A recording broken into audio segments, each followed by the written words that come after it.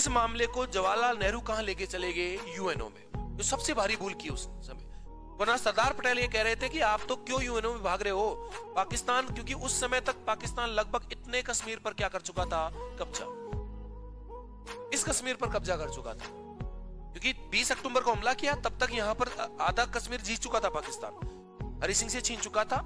फिर भारत की सेना ने यहीं पे रोक दिया उनको, जैसे ही समझौता किया तुरंत भारत की सेना कहां पहुंच गई, कश्मीर, और यहीं पर रोक दिया।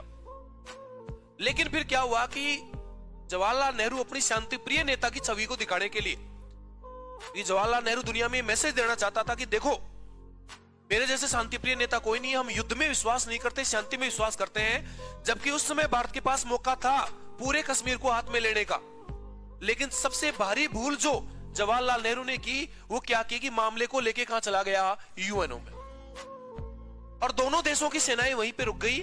और इसी रेखा को हम किसके नाम से जानते हैं, एलओसी। वरना ये आधा कश्मीर ही नहीं, क्या पता उधर से थोड़ा बहुत और हिस्सा ले लेते उस टाइम।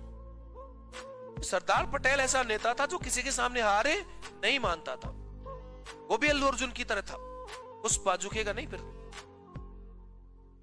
और सरदार पटेल भी किसी के सामने झुकता नहीं था।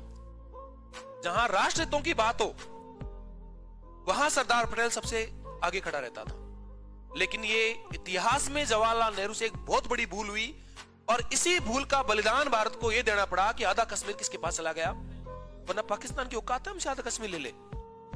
उस समय जो नया नया देश आजाद हुआ था, अगर सारे भारत वाले सीमा पे खड़े होकर फूंक मार दे तो पाकिस्तान उड़ जाए, और वो पाकिस्तान भारत से उसने आधा कश्मीर ले लिया सिर्फ एक ऐतिहासिक भूल की वजह से, सिर्फ जवाहरलाल नेहरू की एक शांति प्रिय और आदर्शवादी नेता की छवि की वजह से, कि वो दुनिया में यह साबित करना चाहता था कि हम युद्ध में विश्वास नहीं करते, हम तो शांति में विश्वास करते हैं। और उस शांतिवादी नेता की छवि की वजह से भारत ने आधा कश्मीर किसको दे दिया, पाकिस्तान को। एक भारी भूल थी उस समय। और फिर जम्मू कश्मीर का जो आधा पड़ता आया, और आधा पड़ता आया भी वो किस शर्त पे आया, 370, और इस 370 ने कई सपने दिखा दिए वहां के लोगों को। जम्मू कश्मीर में आतंकवाद बढ़ने का सबसे मेन रीजन क्या था, क्योंकि वहां के स्थानीय लोगों को लगातार, पाकिस्तान को भी हमेशा ऐसा लगता रहा कि जम्मू कश्मीर का भारत पर नाम मात्र का तो कंट्रोल है, अगर उस समय विलय भी करना चाहिए था तो उसका पूर्ण विलय करना चाहिए था। अब वो चाहे जैसे जबरदस्ती करते, जैसे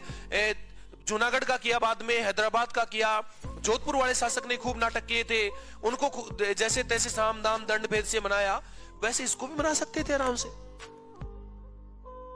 उसको भी तैयार कर सकते थे और आराम से रख सकते थे।